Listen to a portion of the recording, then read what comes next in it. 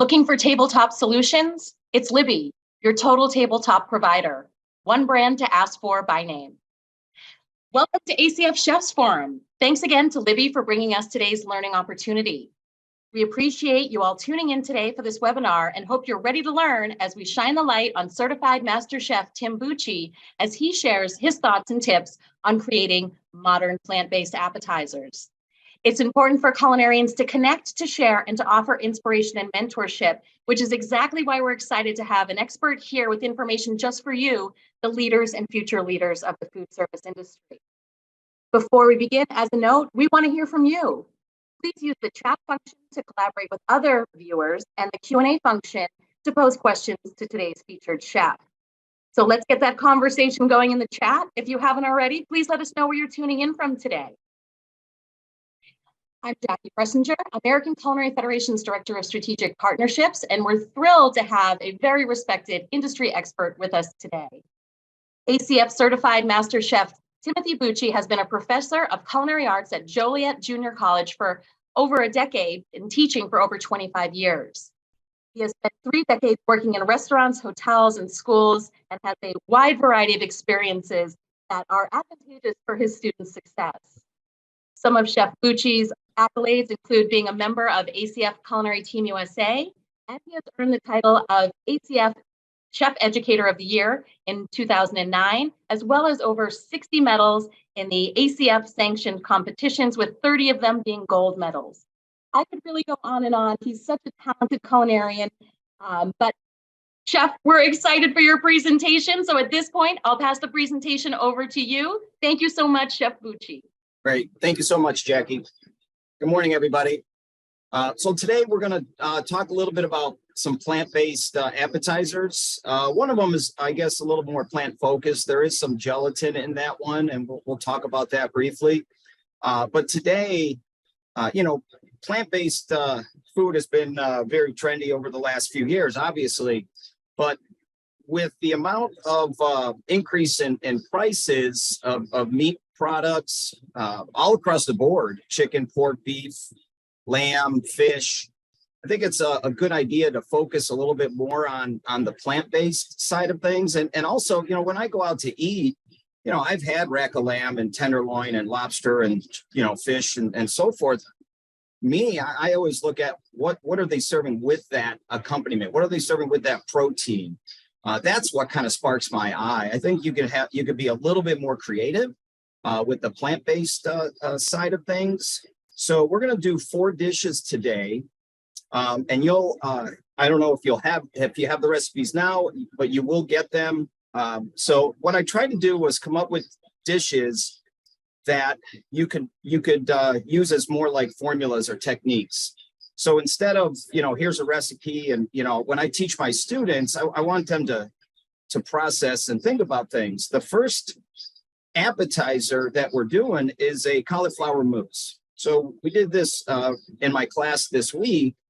And one of the things that I wanted them to understand is, they made a bechamel. So this is going to be a bechamel-based mousse. It's going to be set with a little bit of gelatin and a little bit of whipped heavy cream. So just to make them understand, this recipe can be used with carrot, spinach, mushroom. Somebody did an avocado mousse yesterday, which when you cook that avocado, you cook the enzyme that is responsible for the avocado browning. So they had a really beautiful avocado mousse that they created a little bit of a Southwestern appetizer from. And then somebody else made a mushroom mousse. And then one other person made a cauliflower mousse, the same one I kind of did a demonstration for. This works well with pumpkin and butternut squash. So there are many different applications or different types of mousse that you can make from this. You could flavor it various ways. I'm using a little bit of curry in the dish. You can add curry to the mousse. You can add other spices to the mousse, depending on the vegetable you're using. You can deglaze with a little bit of wine, Madeira, Marsala, if you're using mushrooms. So I've done this with spinach and roasted garlic to serve with a little bit of a chilled beef dish. So, the varieties that you can get out of that one mousse is almost endless. Okay. So what I have here, I started a few things already. I took my shallots and garlic and I sweated those in some butter very slowly. And then I added my cauliflower florets or trimmings, really. And then I covered that with the cartouche and I let that cook very slowly until it was tender. Now, another way to do this would be to sweat your shallots in butter, add your flour to make a roux, and then stir in your milk and let that cook as for a bechamel. You could cook your vegetables by steaming. You could blanch them in salted water or cook them in salted water. So you could either do them in a pan or you could do them separately. Now, if you do them separately, that's fine. Just make sure they're dry. If you do them in the pan, make sure they're fully cooked. And then at that point, we're going to go ahead and stir in our milk. And basically making a bechamel in with this vegetables, shallots. And it's enough to kind of hold that mixture to bind that. I've seen, you could use, somebody asked if they could make it with alternative milks. And I said, you can, but you're still using gelatin. So it's hard to use when you're making a mousse like agar or iota carrageenan or kappa carrageenan, because those items set warm. So if you're folding in cream, you won't be able to fold that cream into a warm mousse. Plus, those items usually set very quickly. You could do like a kind of a cauliflower, panna cotta or a pudding with like an agar, which tends to be a little brittle, iota carrageenan, if you wanted it not to be a meat-based product, but then the ratio would be a little bit different. So it can be done, but we're just kind of focusing on the mousse part of it today. So we're going to let that cook until the flour cooks out. We'll let that cook over low for about 15 minutes, very, very slow. And then we're going to puree that. Now, and I'll show you what I'm using to puree that because I'm making a small amount. Now, a couple other items that we have, I've already kind of made these for you. We have a little bit of some curry glazed cauliflower florets. I kind of did it a little bit of the traditional way you would glaze, but I used a tiny bit of honey and olive oil instead of butter and sugar, a little bit of vegetable stock, covered it with a cartouche. And the idea behind doing a glazed vegetable is you're trying to get that vegetable cooked and the liquid evaporated. So if the liquid evaporates, if you're doing carrots or beets or something a little bit harder, you can always add a little bit more liquid. If the vegetable is a little more tender, but they're still liquid, you could either remove the vegetable and then let the liquid evaporate slightly and then add the vegetable back to it. Or sometimes if there's just a tiny bit of liquid, I might turn up the heat a little bit, but keep an eye on it so you don't burn that sugar or honey in that glazed vegetable. Okay, so these are already done. I just seasoned those. A little bit of chiffonata parsley, little salt and pepper.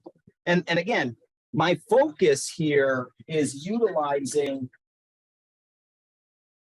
the whole product and trying to think of different flavors and different ways of serving these plant-based appetizers to make them really exciting. I think one of our more popular appetizers, which I know it's nothing new, we did a flash fried Brussels sprout with a smoked Gouda foam. There was dried cranberries and pecans and pickled items, and the customers loved it. So, it doesn't have to be always like this, Michelin star product. It could be something very simple, but still very delicious. So We're going to let that cook, like I said, cook out that flour, and then we're going to puree that. Now, what I did here with the leaves and some of the other trimmings, all the leaves, every part of this cauliflower got used. The core, the leaves, I cooked those until they were very tender in a little bit of water. Drained them well, and then pureed it using just a spice grinder. I like using these for small items. You can make tuile batter in here.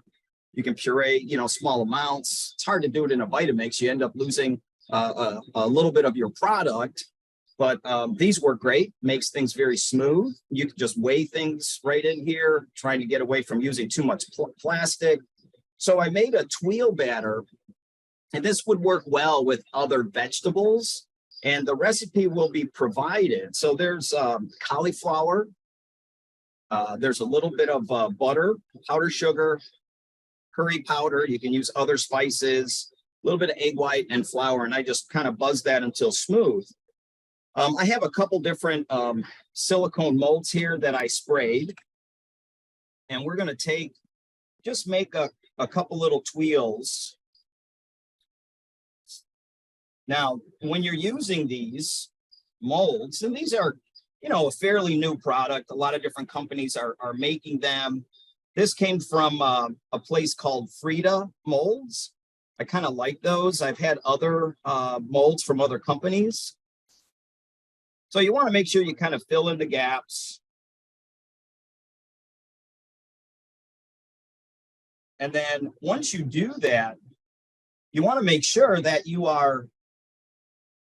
clean these really well so you don't get any like haze in the tuile. So you don't see that little bit of, you can see a little bit of haze right there. That's going to show up after you bake that, okay? So we want to make sure that we fill in all the gaps. And again, they were sprayed. And then once we fill in all the gaps,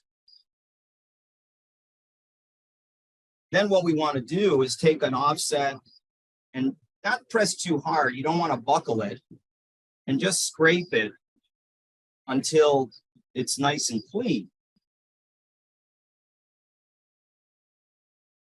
And then the same over here. You can use a larger offset if you like. So there's a lot of different varieties of these molds out there. Some are, I would say, maybe a little less practical.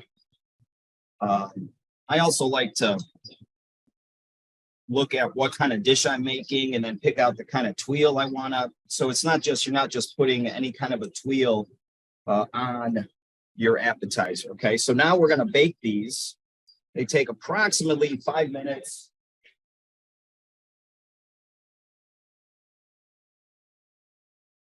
At 350 degrees. And we're going to set a timer because I am old and forgetful and I will burn them. And we don't want to do that. Okay, so 5 minutes. And then now, you could dust those with various things. We used that kind of a tuile batter when we did a cauliflower apple soup. And we made dried green apple powder from the peels, and we dusted the tuiles with that green apple powder. So again, trying to utilize all the product for this, okay?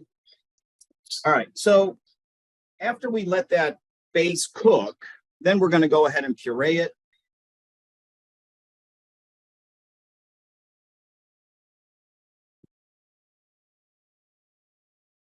And get all that product in there. And like I said, I like these little, the little spice grinders.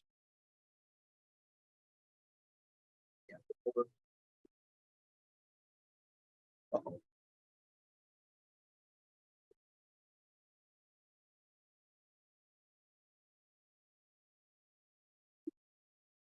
All right, and so you treat this just like any other food processor, Vitamix.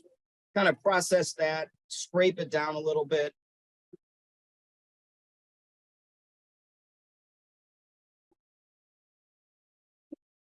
All right. And it does a great job. And like I said, the Tweel batter works great.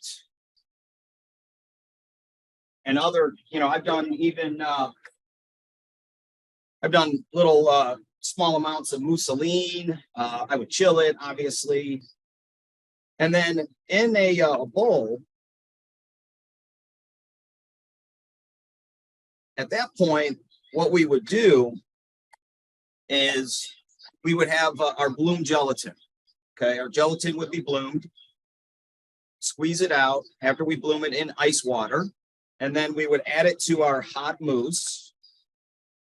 And then we would season this, salt, white pepper, a little bit of grated nutmeg, or, the spices of your choosing. You can do a little bit of ground fennel, ground aniseed, curry powder can go in here, a little bit of turmeric, or, whatever the vegetable mousse you're making.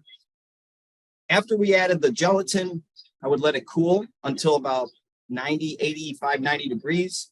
And then I would whip my heavy cream to a medium to stiff peak, and then we would fold that in.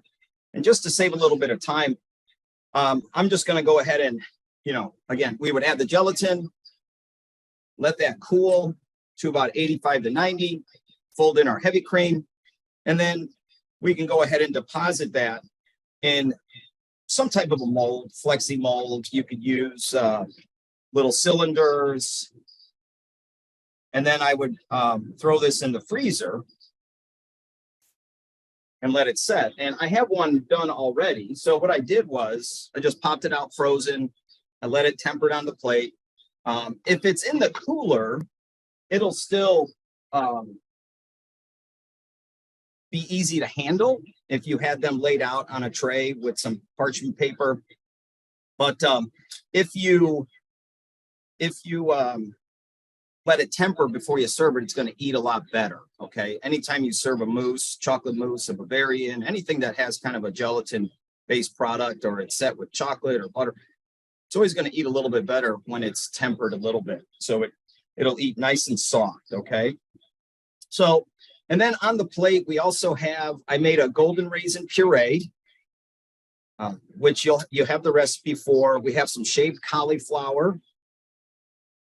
Again, I made a little toasted almond and caper crumble. So I took capers. You could put them in the dehydrator overnight and dry them, or you can put them in the microwave, cover them with a paper towel, and then just kind of give them like 1 minute bursts.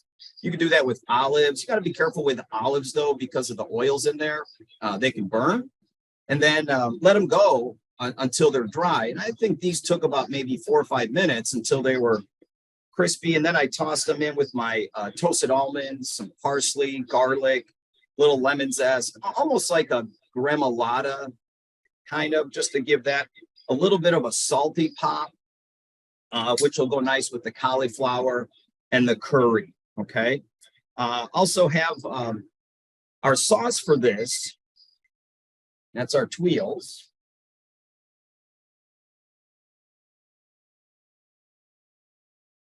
Okay, let's take a second.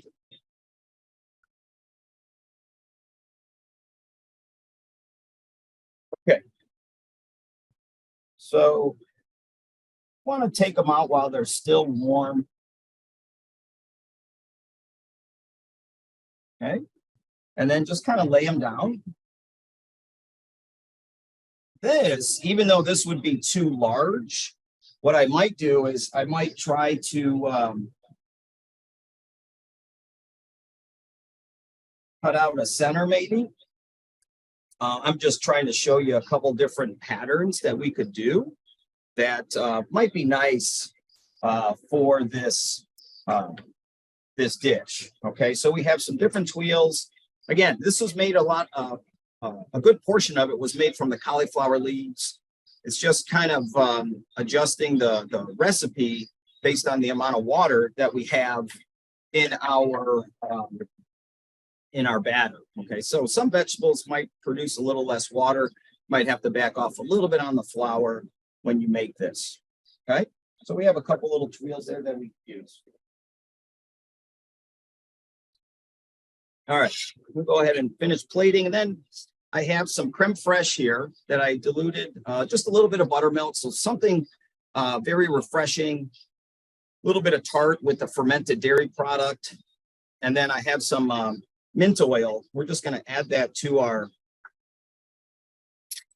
creme fraiche and buttermilk. Kind of very lightly just stir that and keep it kind of split like that. Okay. So then we'll go ahead and start to plate. So these are the glazed cauliflower florets.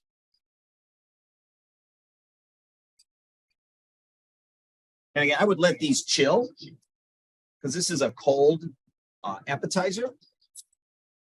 And then a little bit of that sauce.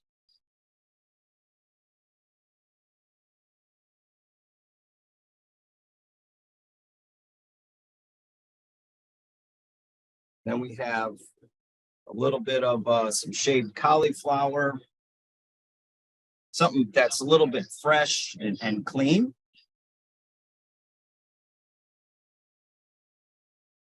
I also have some little parsley leaves that I've just soaked in a little bit of ice water.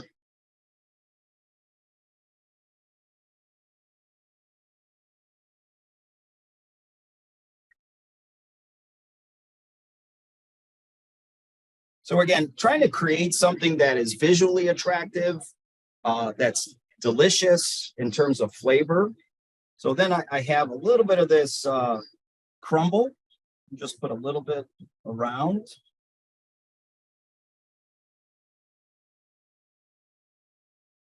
Okay.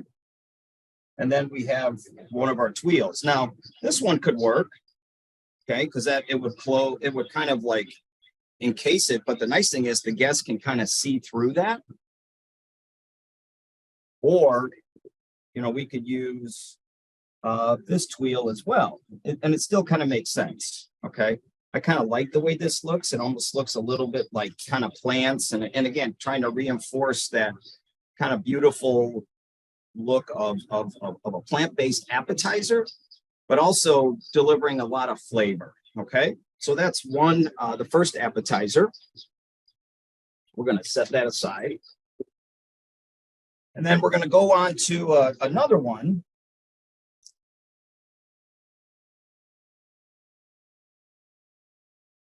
This one is based on celery root.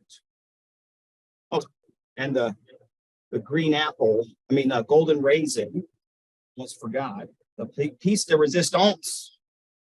Okay, a little bit of golden raisin. Again, with that. All right. It did work like a minute ago, so I did try this earlier. I love that when you get a little bit of something stuck in there. Okay, we're gonna fake it for now, but a little bit of golden raisin puree. And then our tuile. Okay. All right, the celery root. So what we're going to do here is I have a KitchenAid and a vegetable lathe attached to this. And I'm going to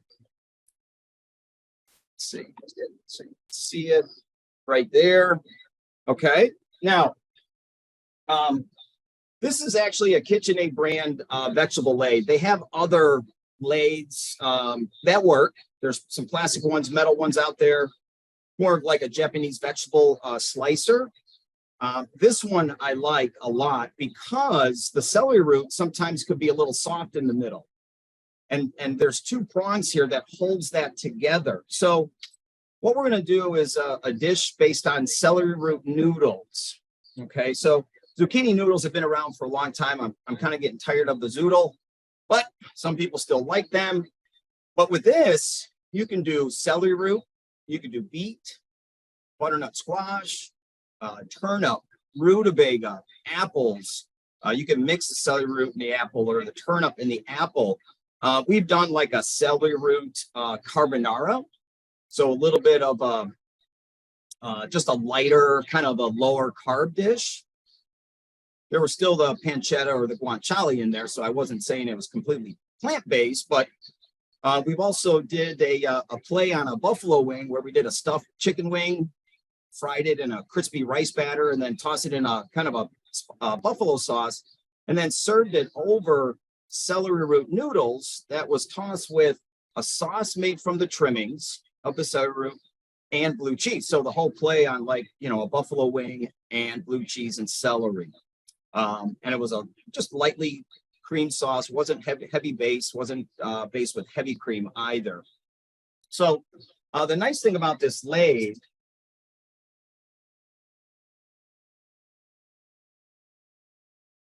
let's get this put in there.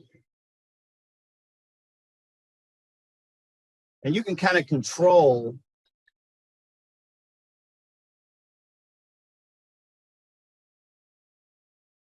okay.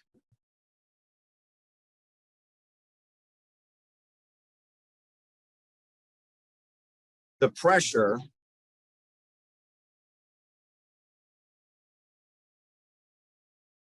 and you can create these sheets. Okay. All right. So what we'll do is we would cut these by hand. It's good practice for the students. You can cut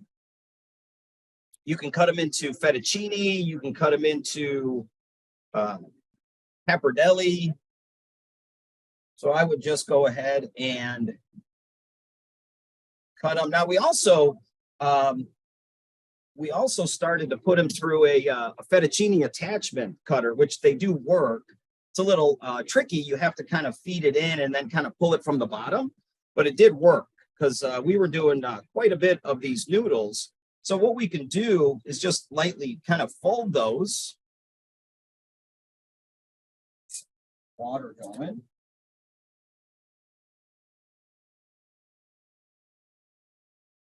And we can cut these into kind of a fettuccine length, a pappardelle, something that is, you know, easy to eat. And then all these trimmings, you know, I would definitely save those and use them either in a sauce or in a soup, but nothing goes to waste. Now, the celery root skin, turn me back up a little, is very rough and kind of knobby, right? So we cut that off. And what I did was I put it in a Vitamix with some water, about 3 parts water to 1 part vegetable. You can do it with carrots, beets, butternut squash. And I just blended it until it was coarse, only for about 10 seconds. You don't want to make it too smooth. And then what you get is this coarsely chopped celery root peel that's been washed very well. And then you can dehydrate it. And then the next day you can toss it with a little bit of oil, some spices. This was tossed with a little bit of ground fennel seed to go with the dish, or you can do aniseed or some other spices as well. So then we have a little bit of a celery root crumble that we can use on top of the dish. And again, it's about trying to utilize this whole product, okay? Now, when you do that lathe, you're going to get that kind of core from the middle. And again, we can utilize that. So what I did here, I cut those into discs, sauteed them in a little bit of butter, a little stock, a little thyme, and a piece of bay leaf. And I just glazed those. So little kind of celery root, like a rondelle almost. So again, no waste, okay? I don't like it when you go into the cooler and there's this container of a little bit of potato in some water or a piece of carrot. You know, think of how you're going to utilize these trimmings. Think of different ways to cut vegetables that you don't have a ton of waste. There's nothing wrong with the brunoise if it makes sense, and you can utilize some of these trimmings. So now what we're going to do, we're going to blanch these celery root noodles just for about 10 seconds. We don't want to go too far with that. They're going to get too soft. And then we're going to go ahead and put a little dish together.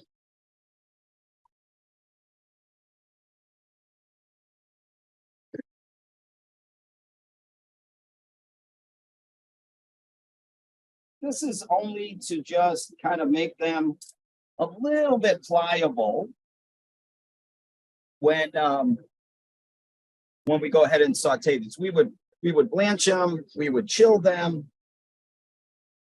and then we would saute these a la menu. So what I'm going to do here, just going to do a little bit of celery root noodle with a little truffle, parsley, a little bit of Parmesan. So I have a little bit of oil, some shallot. So these are cut into a small dice. So not everything needs to be minced where it's kind of unrecognizable. So little small dice shallot. We're going to add our chilled celery root. Think of me chilling this right now. But you can see now they're a little bit pliable. Okay. We're going to add a little white wine. We're going to let that reduce. Now, in this sauce, I'm going to use a little bit of almond milk. You can use cashew milk just for a little lighter based sauce. Okay, you could use heavy cream if you want, but I wanted to just keep it a little bit lighter. Now, if somebody is allergic to obviously nuts, then you could use cream, or soy milk is good, but I'm not a big fan of soy milk. I like you could use oat milk, which would work very well in this dish. Also, I have a little bit of some truffle, some black truffle. We're going to add a little squeeze of lemon,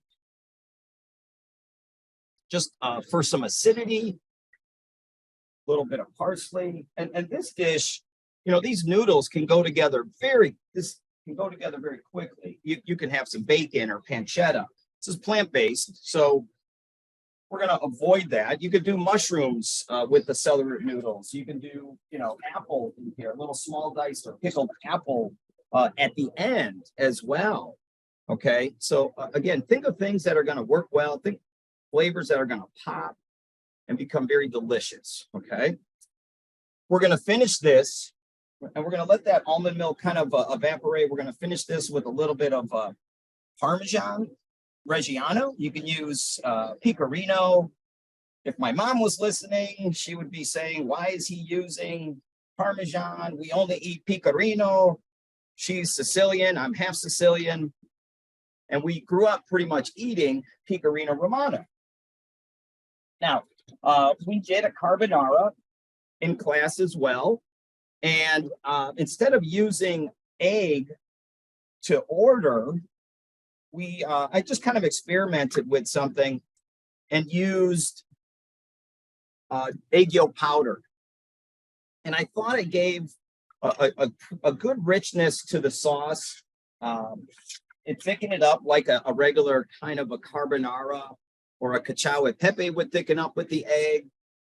But it was just a little bit, I was just a little worried doing this a la menu that we would have a lot of scrambled eggs during service with the students. Not saying I don't trust them, but maybe saying I don't trust them 100%. So, but they did a great job with it anyway. So we're going to let that reduce. And we're going to go ahead and put a dish together. Now, I also have some pickled shallots, a little bit of mustard seed. I have some toasted hazelnuts. I have some celery that I shaved and put in some ice water, celery leaves. Again, the whole dish is really wrapped around celery, okay? Now, I have a brown butter apple puree. And again, the recipe is provided. This one works. Hallelujah. Okay.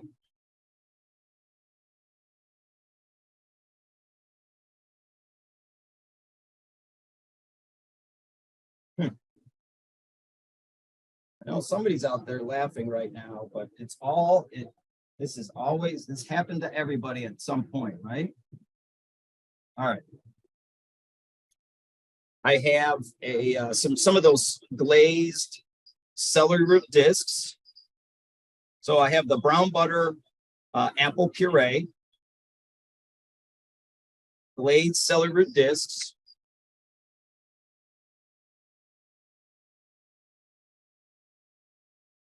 And my noodles are just about there. I'm going to let that evaporate just a little longer. And then again, we're going to garnish this with some toasted hazelnuts, some of that dried celery root. Okay, so we're utilizing the whole product here. Again, we're not trying to, I don't want to waste things. Sometimes I use a lot of the peels from vegetables. I wash really well and I cook it down very slowly and make a vegetable demi-glace out of it. Deglaze it with wine and there's tomato that's pincéed in there and just make a really nice veggie demi-glace that works very well. All right, so we're gonna go ahead and plate this. Again, this is kind of a lighter style of a noodle dish. If I had like a meat fork, I could go ahead and kind of twirl this.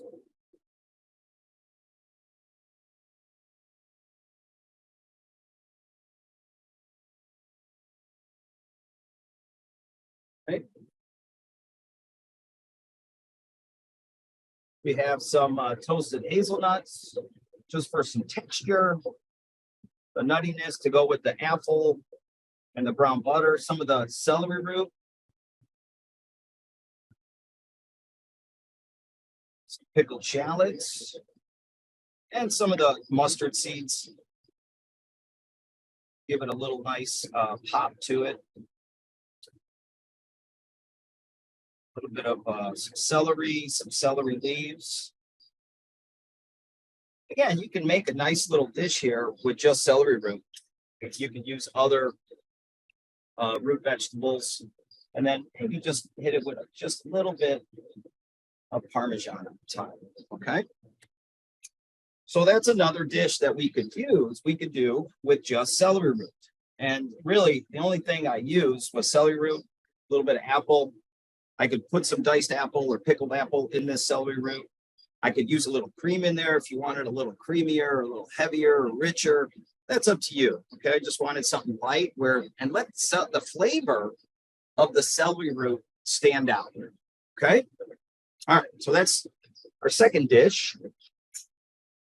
Now we're going to go on to a little bit of a summery dish here. A couple summery dishes. These are, a little more kind of fall and winter.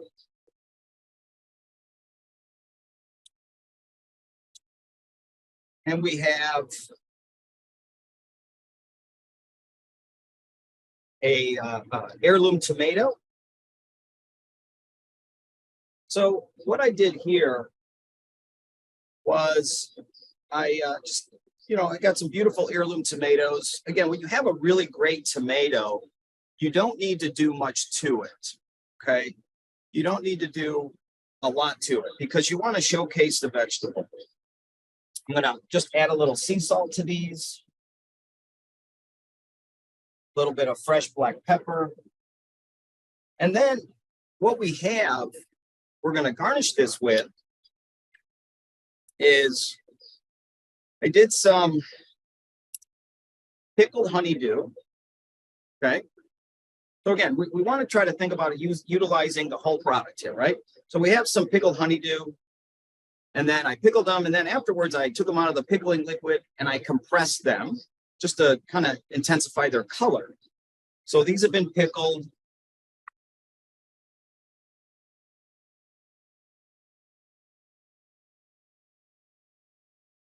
Now, when you cut things in Parisian, you're going to have some waste, right? And I'm not a big fan of wasting products, okay? So what I did was we made a little honeydew puree as part of a little bit of a little sauce for the dish. So I took the honeydew trimmings, we pureed it, a little bit of salt, little touch of vinegar or sugar, depending on the honeydew. If you have a honeydew that's really sweet, you don't really need to do much with it. I added a little Midori liqueur, which is a melon liqueur, goes great with honeydew. And also, I used, instead of adding xanthan gum to it, I used something called Ultratex 8, which is a modified tapioca starch to thicken it. It could be used hot, it could be used cold.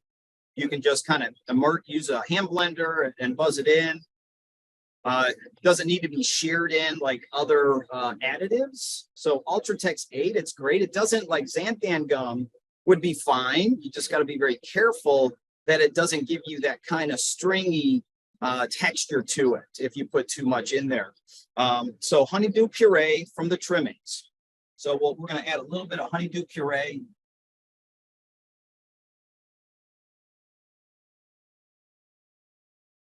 Which will go great with the melon.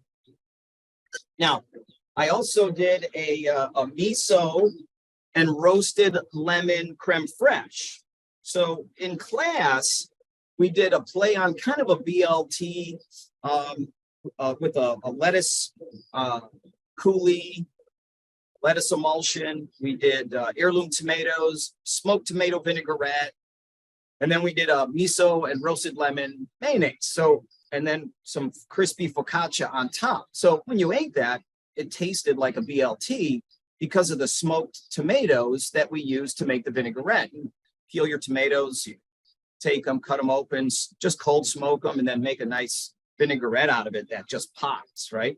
So what I did here was I just wrapped these lemons in foil, roasted them in the oven, 375 for about 30 to 40 minutes until they're really soft. And then, you can open these up and then just take that flesh out, remove the seeds, and then I incorporated that into some creme fraiche, a little bit of salt. And then you get these peels that almost look like they've come from a preserved lemon. So they are bitter. So you got to be very careful with that. And what I did was I just cut those into a brunoise and then folded them into the creme fraiche as well, just for a little bitterness, a little texture. I've also candied these. We did a dish with escargot and fettuccine, and we candied these and added it to the escargot as a garnish with some Parmesan. So another use for that. So we have this miso and roasted lemon creme fraiche. You can't really put that in a squeeze bottle, and thankfully, because the way my luck with squeeze bottles today. But like I said, we've all been there. So there's a little bit of roasted that lemon peel in there, a little bit of the flesh, which just makes it pop. And I used a white miso, just something that's a little bit mild. I love using miso and mushroom seasoning and kombu for that kind of umami characteristic. I made a granola with some of the melon seeds.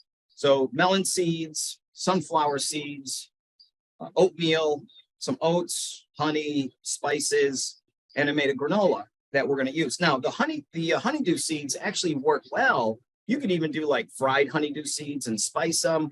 The cantaloupe seeds tend to be a little bit chewy, almost like a pumpkin seed that you buy in the store in the little packages that are not peeled. Or that, you chew them on at a baseball game or something like that. So then we have a little bit of this melon seed and sunflower seed granola. Again, trying to utilize it. I thought about trying to do something with the peel. Still working on that, where I want to try to salt it, kind of cure it, break it down, and then possibly barbecue it and glaze it and try to utilize that part as well. I don't like feeding our compost bin. I mean, nothing wrong with composting, but if we can utilize it, the celery root is an expensive vegetable, so we want to be able to utilize that. If we throw away 2 pounds of celery root peel, that's $3.50 a pound. You're throwing away $7 right there. We're going to top that with a little Parmesan. You can also use a ricotta salata, which works great here, a little salted ricotta. You could use a pecorino romano. And then what I did here with some of the other melon trim and some of the tomato trim, I pureed that together in a Vitamix. And then I added coriander seeds, some anise seeds, a small square of kombu, which again has a lot of umami, a lot of glutamic acid. You could wipe a little of the white powder on the kombu off. You don't have to. It's mannitol. It's a naturally occurring substance on dried kombu. There's different varieties of kombu. Some have higher levels of glutamic acid. This was mokombu, has high level of glutamic acid in there. And so what I did was I just heated it to about 180, 200 degrees, no hotter, because then the melon flavor gets a little bit thrown off when you heat it too much. And then we're just going to go ahead and add a little bit of this tomato and melon broth. Now, the reason it's so clear is after I heated it, what's going to happen is that the pulp starts to separate. And then I let it sit for 30 minutes, and then I strained it and filtered it through a coffee filter. Okay. I have a little bit of some microgreens. We grow these here. So I have a little bit of basil. These aren't micro. I just kind of picked out the small leaves, but these are grown in our herb cabinet here at the school. And then I also have a little purple kohlrabi that we are growing right now. Let my students kind of experience some of it. I like the little purple kohlrabi. Obviously, it gives it a beautiful color, but it also has a nice flavor. It's really refreshed and has a little bit of bitterness to it. Okay. All right.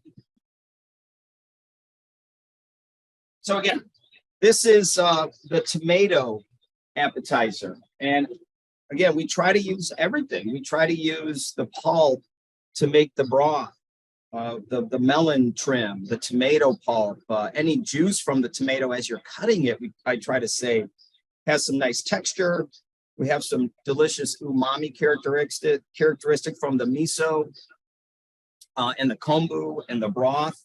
So a lot of intense flavor. And also the Parmesan has nice umami characteristics as well. Okay. All right, so one more. Hopefully we're doing good on time. I think we're doing good. And we're going to do a corn appetizer. So fresh corn. Corn is not quite in season yet, but it's getting there. We're going to have some delicious corn soon out here, especially in the Midwest. So I'm going to do kind of a play on a Mexican style corn. A lot of people have done. We've done like elote risotto before, elote croquettes, and we're kind of doing like a grilled corn. I'm kind of doing a grilled corn with a little corn pudding, having a little bit of fun with that. Okay, so what we have, I just took some corn, blanched it, grilled it, oiled, seasoned, grilled it, took it off the cob. And then I took a couple ears of fresh corn and I grated it. Okay. You could strain this if you want it nice and smooth. I left that in there. It's not really that coarse. So I grated it using a box grater, fine box grater. And then I made a broth from the cobs and the husks and the silk, a little corn stock, and I pureed that with a couple ounces of corn kernels, a little lecithin and salt, and we're going to do a little corn emulsion for the dish. You can do other emulsions. I just decided to use the corn. We can use the corn broth. And again, complete utilization of the product. You could take the corn husks and soak them, and you can wrap them around fish and grill them or steam them or bake them. And you can use the corn husks like you use banana leaves. So again, those shouldn't go into the garbage either. You should, especially if you're going to serve corn, like a beautiful wrapped shrimp that's filled with some kind of, put on the grill or even just baked a little bit with the corn husks will offer a great flavor to it. I have a little fermented corn. This, if you're interested, I gave you the recipe, but I did a webinar recently on fermented corn. So we're going to use a little fermented corn in here also. All right, so let's go ahead and put this together. Again, I'm trying to create dishes that are simple, but very flavorful and focuses on 1 or 2 ingredients, and that's it. So we're going to take some shallots. Again, small diced shallot, a little bit of garlic. Excuse my arm.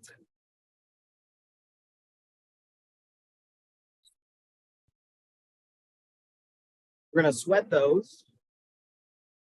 And then I'm going to add our grilled corn. We're going to deglaze that with a little white wine. And we're going to add our grated corn. Now, what I'm also going to add is some salt and pepper, but I'm also going to add a little ají amarillo paste. So ají amarillo, it's a yellow, kind of a long yellow chili from Peru. Has beautiful flavor, a little bit of sweetness, but it has a nice spice to it. So we're going to add a couple teaspoons of this ají amarillo paste. Works great in dishes to give it a little bit of pop, a little bit of sweetness as well. Okay, so we're going to deglaze this with a little white wine.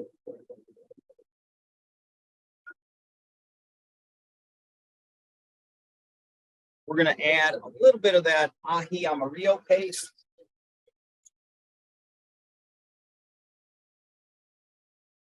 I'm going to stir in my grilled corn. And we're going to add our grated corn. Now, the grated corn is going to thicken up a little bit, almost like a slight pudding consistency with the cornstarch. Okay. I'm going to add a little bit of lime zest.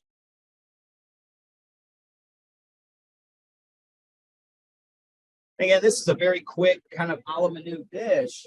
If you have everything ready, it literally only takes about 2 to 3 minutes to put it together. Okay.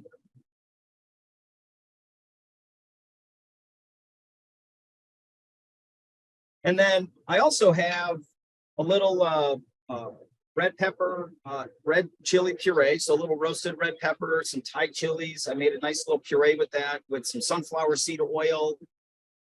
We have a lime creme fraiche. We're going to garnish this with. I also have a little black lime. So this is a dried black lime. It's just kind of dried very slowly until it turns dark. Has a wonderful aroma to it, very fragrant, almost like lemongrass, kind of that citronella flavor, but in lime. Then I have a little bit of some paper thin sliced radishes. And these are little rice pearls. Okay, the boo-boo arariu. The little rice pearls you could buy. And what I did was I coated them in a little bit of pan spray. You could use a little oil. And then I added some lime powder and also a little jalapeno powder to these, just to give them a little flavor. You don't have to. I'm just trying to show you some different ways to garnish and dress up your dishes. So that was the rice pearls, a little bit of, tiny bit of oil, tiny bit, little lime powder, which I love using lime powder and things because it gives you that acid without thinning down products. Citric acid, lime powder. Okay, let's try this.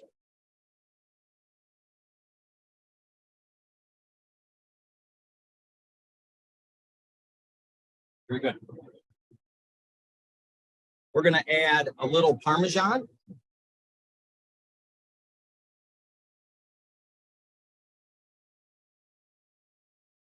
You could also add cotija.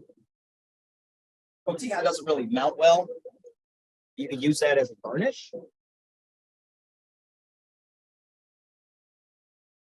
can also stir in a little creme fraiche, a little mascarpone into this.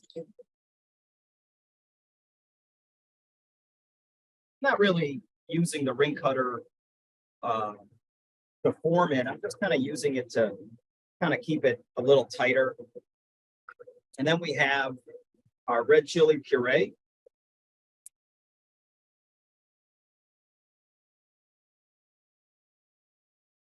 Look how beautiful that comes out of the squeeze bottle. Isn't that nice? Sometimes it's the little things that make you excited. We have a little lime creme fraiche.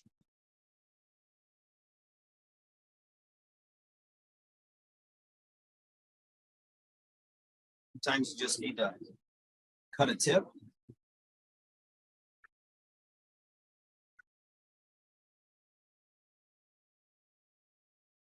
Struggle is real with the squeeze bottles today.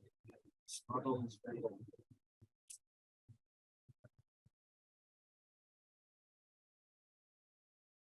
All right. I have some of this little rice pearls, little texture. Then what I did was I took some radishes, sliced them thin, oiled some parchment, seasoned the radishes, and then oiled that on top. And we're just going to kind of lay that on top.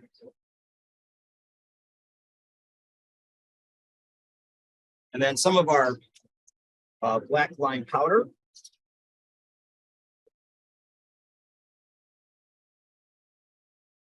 Kind of dust that lightly. And it's very fragrant, okay? Some of our fermented corn, just to give it a little bit of a tangy flavor.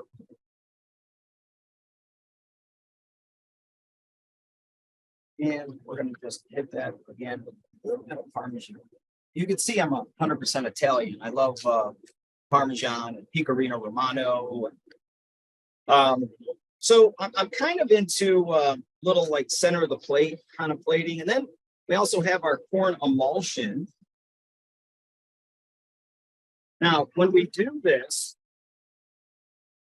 I'm just going to mix in the lecithin. You want to kind of let that hand blender kind of float on top on the side so you can draw air into it. And so this is going to be our corn emulsion. Made from our corn broth.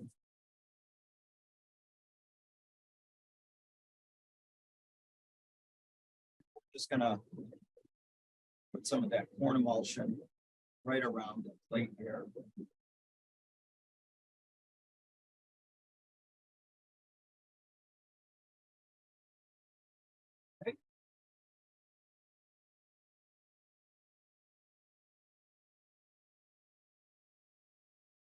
Not opposed to leaving some of the powder, but I don't like fingerprints.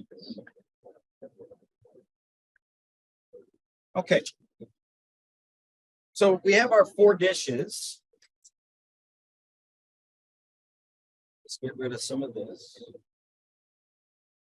And I'm not using, if I had some micro cilantro, if I had, I could do a little lime zest on top. I like to keep it a little simple. All right, so these are our 4 appetizers, right? So we have our cauliflower. Texture right now is very beautiful after it's been tempering. I got a little toasty. And then we have our celery root noodles with our brown butter apple puree. It's nice fresh tomato dish with pickled melon and a tomato melon broth, using the melon seeds in the granola. And also we have our sweet corn cream with grilled corn, fermented corn, a corn emulsion. You can also use freeze-dried corn if you have it. And then a little bit of those rice pearls that I seasoned with some lime powder and some jalapeno powder as well. So I hope you enjoyed the webinar. I would look at, moving forward, obviously plant-based foods, it's not a trend. It's going to be here. It's going to stay here. People are looking to eat a little healthier. Vegetables, there's so much creativity that you can do and so many different variations of flavor profiles that you can add to different vegetables to really give it a nice flavor. And also with the price of meats out there, some that have to really focus on food costs, this is a great alternative because you can have a lot of fun with these dishes. So I hope you enjoyed it, and feel free to email me if you have questions. I'm always available, and you will get the recipes to these dishes as well. All right. Thank you very much. Well, amazing. Oh my gosh, everything looks spectacular, Chef. I wish we had 4 more hours to spend with you today. I'll take 2. How about that? Well, we appreciate it. And although we're coming up on the end of our time, I thought maybe we might be able to ask you just a couple of the questions that have come through today during the presentation. One of the chefs who's tuning in said you mentioned a veggie demi-glace. Yes. Could you please ask the chef about the method and preferred ingredients when you're preparing this? Yeah. So, sometimes I'll have my students, we'll save like carrot peels, parsnip peels, onion trim. I don't like onion peels so much because they're a little bitter. And all these peels are washed. Some of the celery root trim, celery root, ends of the celery stalks that are trimmed and cleaned. And we just coat that in a tiny bit of oil and roast it on some parchment paper because they'll stick a lot because of the moisture. Roast it very slowly until they're nice and brown. And then we'll add some tomatoes. Could be tomato paste, could be some fresh tomato trim that you might have, and let that cook down and really intensify. Then we'll transfer that to a pot and add some either vegetable stock, if we have it, or water. We'll also be, prior to that, we'll deglaze it with some white wine and also red wine. Let that cook down, add water or vegetable stock. I add a lot of thyme, bay leaf, coriander seed, parsley stems, some peppercorns. I'll also use a little bit of coconut aminos, again, for that kind of umami characteristic without adding a soy-based product to that one.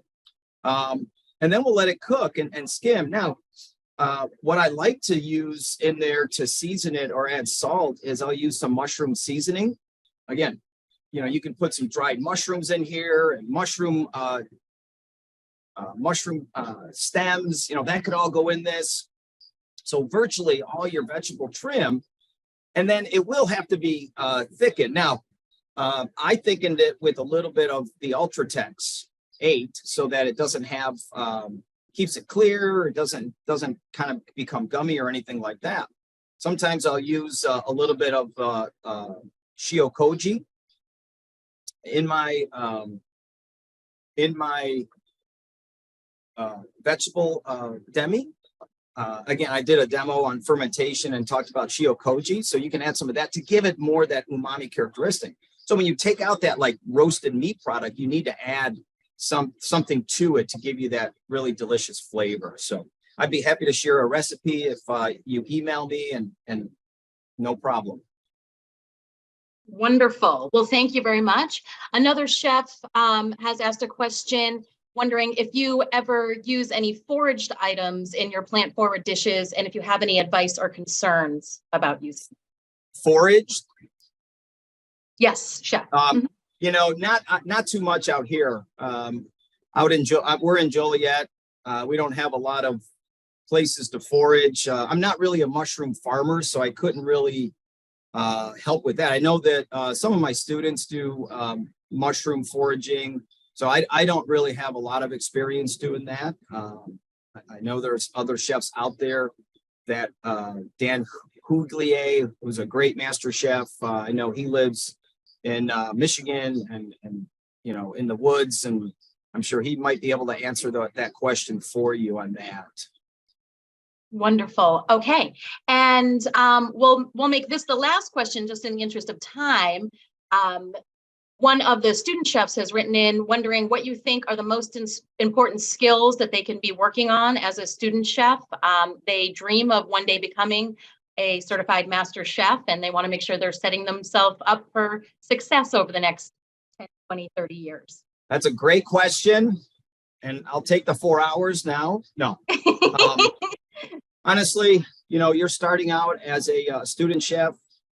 Learn the basic fundamentals extremely well, from stock making to sauce making to knife skills. I mean, it just, everything comes into play. Learning how to make delicious sauces and cooking fundamentals, braising. But every time I do a braise, and I've been cooking for 39 years, and every time I do a braise, I try to make it better than I did before. And I know this sounds kind of weird. How, if you think it's really great, well, could I make it greater the next time? And that meat is just succulent and glazed. That would be my advice to anybody starting out in this field, and somebody who is possibly looking for going towards a Master Chef certification. I think that's great. And I think that's a wonderful goal, but learn the fundamentals, and learn your food. Keep it simple sometimes. Sometimes simple is very delicious. You see, I mean, we really use like celery root, corn, tomato, and cauliflower today. Kind of 4 vegetables, but we focused on the vegetable itself, okay?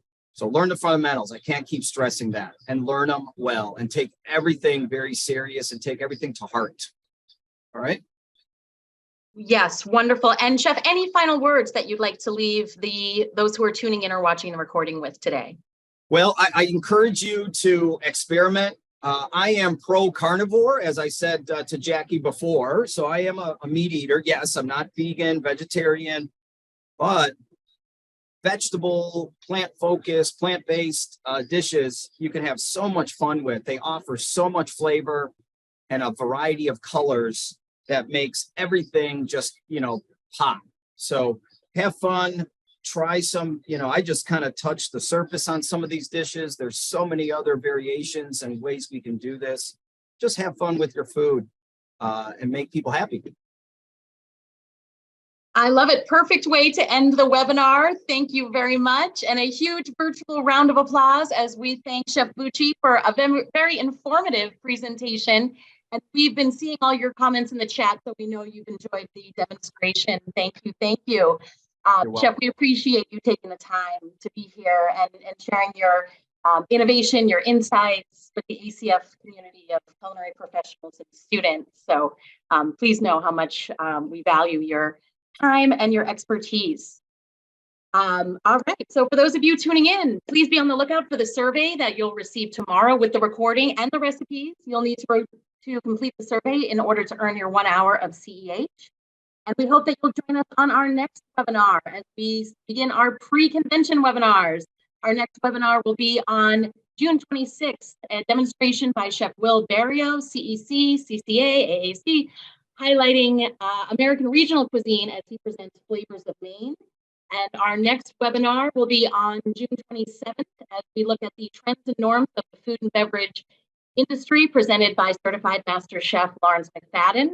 And then we have a couple more rapid fire right after that. We'll be going into vegan cookery and competitions, as well as edible insects, sugar work, hand-rolled pasta, getting everyone ready for convention. So we look forward to seeing you at ACF National Convention, July 16th to the 19th in New Orleans. And we also have our one-day ACF Mastercraft Summits coming up across the country, focusing on topics for culinary educators, advanced culinary, advanced pastry, and culinary medicine. So please visit acfchef.org and click on the events tab for more information about Mastercraft Summits and ACF National Convention. So on behalf of the ACF National Office, thank you again to Chef Bucci, and thank you to Libby for bringing us this opportunity. We thank you all for tuning in today. Have a great day, and we'll see you on the next webinar. Thank you.